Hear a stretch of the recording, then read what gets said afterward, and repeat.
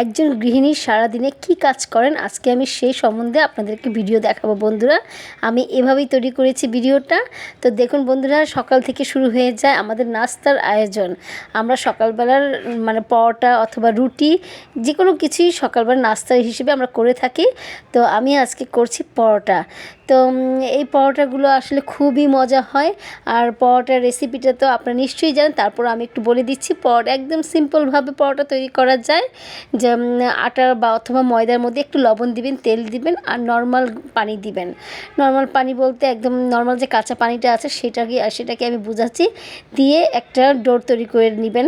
সেভাবে তো আবার কিছুক্ষণ রেখে দিবেন, 15 থেকে 20 মিনিট রেখে দিলেই হবে। তারপরে পরোটা গোলা আকার ধারণ করে পরোটাটা বেলে নিতে পারবেন এবং তারপরে ছেঁকে নেবেন তেল অথবা আপনার ঘি দিয়ে। কিন্তু পরোটাটা একদম ছেঁকে সুন্দর করে লাল করে ছেঁকে নেওয়া যায়। তো এই শুরু হয় আমাদের সকালটা শুরু হয় মানে রুটি অথবা পরোটা দিয়ে। তো আমিও তাই করেছি বন্ধুরা। তারপরে কিন্তু আমাদের আস্তে আস্তে চলে যাব আমরা দুপুরের দিকে।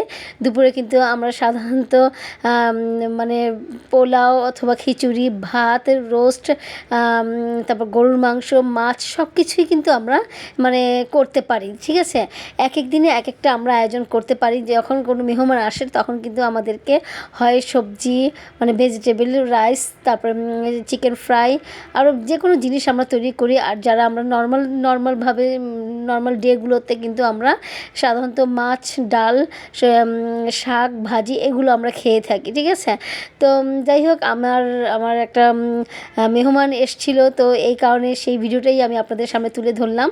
আর এটা হচ্ছে পোলাও বন্ধুরা। দেখুন পোলাওটাকে আসলে আমরা অনেক রকম করে রান্না করতে পারি।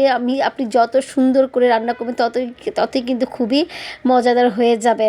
তো আমি আজকে পোলাওটাকে রান্না করছি মানে সবজি বলতে গাজর এবং মটরশুঁটি দিয়ে খুব সুন্দর করে একদম কেটেছি, নেড়ে চেড়ে সুন্দর করে আমি পোলাওটাকে রান্না করছি।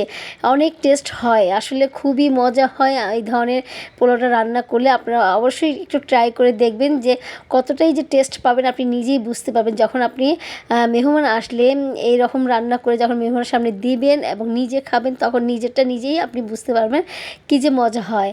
তো যাই হোক, আসলে দুপুরের আয়োজনটা কিন্তু আমরা এভাবেই সেরে নিতে পারি।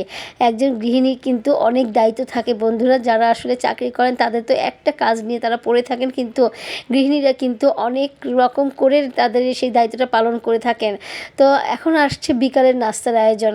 তো আমরা আসলে বিকেলে অথবা খাবারের পরে কিন্তু আমরা এই ফিনিটা খেয়ে থাকি। ঠিক আছে, মিষ্টি জাতীয় খাবার একটু খেয়ে থাকি। হয় দুপুরের খাওয়ার পরে অথবা রাতের খাওয়ার পরে আমরা এই মিষ্টি জাতীয় খাবারটা খেয়ে থাকি। আমি একটু ফিরনিও রান্না করছি।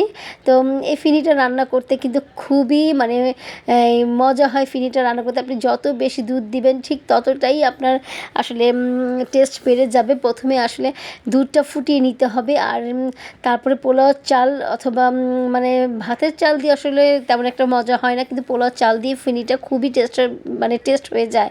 তো আমি সাধারণত সবসময় পোলাও চাল দিয়েই করে থাকি। তারপরে আমি এই দুধের মধ্যে চালগুলো ছেড়ে দিচ্ছি। আর যদি আপনারা আস্ত চাল নিয়ে থাকেন তাহলে কিন্তু একটু বেটে নেবেন চালটা হালকা করে। আর যদি পোলাও চালে খুদ পাওয়া যায় বন্ধুরা, সেই খুদটা দিয়ে যদি আপনারা করে থাকেন তাহলে শুধু খুদটা ধুয়ে ছেড়ে দিলেই হয়ে যাবে। তো তারপরে এটাকে খুব অনবরত নাড়তে হবে।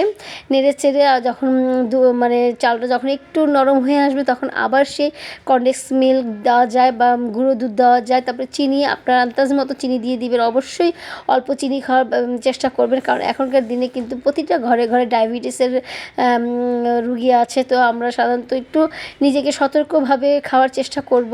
তো এই কারণে আমাদেরকে অবশ্যই একটু কম মিষ্টি খাওয়াটাই আমাদের জন্য বেটার হবে। তো যাই হোক, আমি এইভাবে করি আমি ফিরনিটা রান্না করি। তো ফিরনি এইভাবে রান্না করাটা কিন্তু খুবই টেস্ট বেড়ে যায়। একবার অন্ততপক্ষে ট্রাই করে দেখবেন। তো মানে খাওয়ার পরে কিন্তু ফিরনিটা আমরা খেয়ে থাকি। তারপরে আসেন বিকেলের নাস্তার আয়োজন। তো আসলে একের পর এক কিন্তু আমরা সেই নাস্তা সকাল থেকে শুরু করেছি। তো এখন বিকেলের নাস্তা হিসেবে আমরা সাধারণত এই ঘরেই তৈরি করে থাকি। যেমন কোনো দিন পিৎজা তৈরি করে থাকি, কোনো দিন বার্গার, স্যান্ডউইচ, যে কোনো জিনিস, ফ্রেঞ্চ ফ্রাই, ফুচকা, চটপটি সব কিছুই কিন্তু আমরা ঘরেই তৈরি করে নিতে পারি। তো এই আমার ছেলে আজকে এই মানে পিৎজাটা তৈরি করছে, তো এই ভিডিওটাই আমি আপনাদের সামনে তুলে ধরলাম বন্ধুরা। এখানে আমিও সাহায্য করেছি তাকে। তো আসলে ছেলেদের তো একা ছেড়ে দেওয়া যায় না, তো আমাদের অবশ্যই হেল্প লাগবে অবশ্যই তাদের। তো এই কারণে আমি সেভাবেই তৈরি করছি। তো একটার পর একটা আমরা সারা দিনই কিন্তু করেই যাচ্ছি, কাজ করেই যাচ্ছে।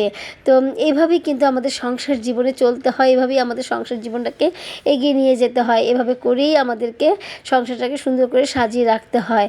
তো দেখা যায় যে আমাদের গৃহিণীদের উপর ডিপেন্ড করে প্রতিটা সংসারের প্রতিটা সদস্য। তারা আসলে সবসময় মানে আমাদের উপরেই ডিপেন্ড করে থাকেন। আমরা যদি ঠিক মতো রান্নাবান্না না করি এবং ঠিক মতো টাইম মতো যদি খাবার দাবার না রান্না করে থাকি, তাহলে কিন্তু তাদেরও খাওয়া হবে না। তো এই কারণে আমাদের গৃহিণীদের উচিত যে প্রত্যেক বেলায় প্রত্যেক টাইম